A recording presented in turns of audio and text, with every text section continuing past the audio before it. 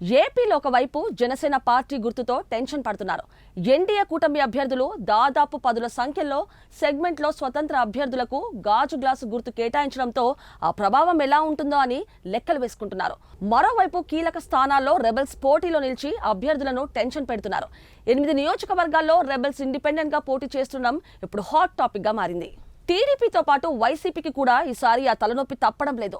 నామినేషన్ల విడ్రా గడువు ముగియడంతో పోటీలో ఉన్న అభ్యర్థుల విషయంలో క్లారిటీ వచ్చింది.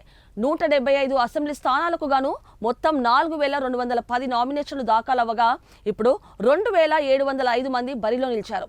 అలాగే 25 పార్లమెంట్ స్థానాలకు 731 మంది మొదటి నామినేషన్ వేయగా ఇప్పుడు 503 మంది పోటీలో నిలిచారు. ఈ క్రమంలో 8 నియోజకవర్గాల్లో రెబెల్స్ ఇండిపెండెంట్ గా పోటీ చేస్తుండడం ఇప్పుడు హాట్ టాపిక్ గా మారుతోంది. ఎన్డీఏ కూటమి తరపున 5 స్థానాల్లో రెబెల్ అభ్యర్థులు నామినేషన్లు వేయడంతో కూటమి నేతలను కలవరపెడుతోంది. విజయనగరం, ఉండి, పోలవరం, గన్నవరం, కావలి సెగ్మెంట్లలో రెబెల్ అభ్యర్థులు కూటమి అభ్యర్థులకు సవాలు విసురుతున్నారు. ఉమ్మడి పశ్చిమ గోదావరి జిల్లా ఉండి నియోజకవర్గం టీడీపీ కంచుకోటల్లో ఒకటిగా పేరు తెచ్చుకుంది.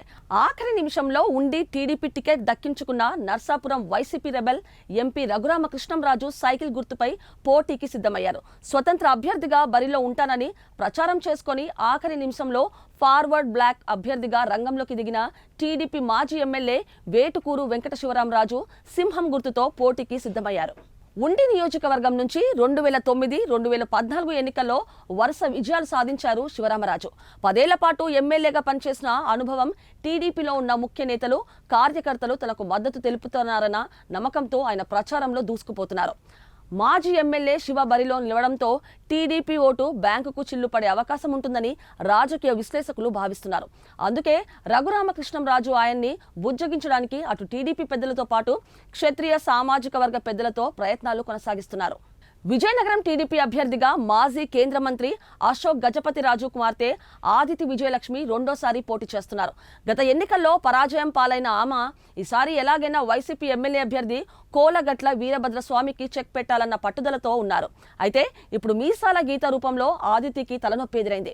2009లో పీఆర్పీ నుంచి పొలిటికల్ ఎంట్రీ ఇచ్చిన మీసాల గీత ఆ ఎన్నికల్లో పోటీ చేసి 3వ స్థానంలో సరిపెట్టుకున్నారు.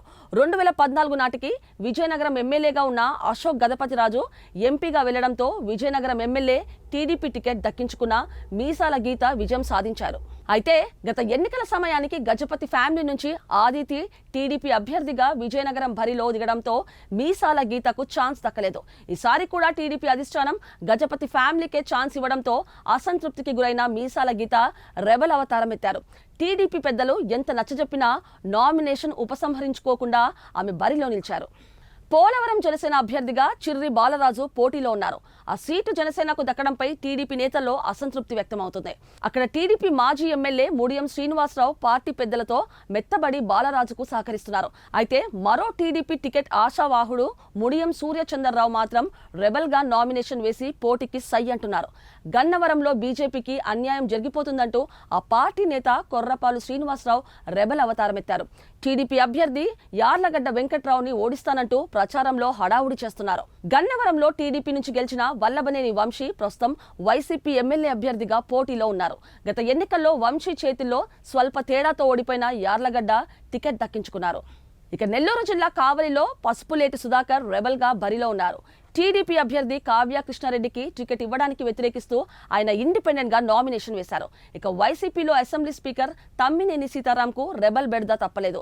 ఆముదాల వలసలో తమ్మినేనిపై టీడీపీ నుంచి మాజీ ఎమ్మెల్యే కూనా రవికుమార్ పోటీలో ఉన్నారు. 2014లో తమ్మినేనిపై గెలిచిన కూనా రవి ఆయనకు స్వయానా మేనల్లుడే. అయితే ఈసారి వైసీపీకి చెందిన కీలక నేత సువ్వారి గాంధీ నామినేషన్ వేసి బరిలో నిలిచి ఆ మామకి గండంగా తయారయ్యారు.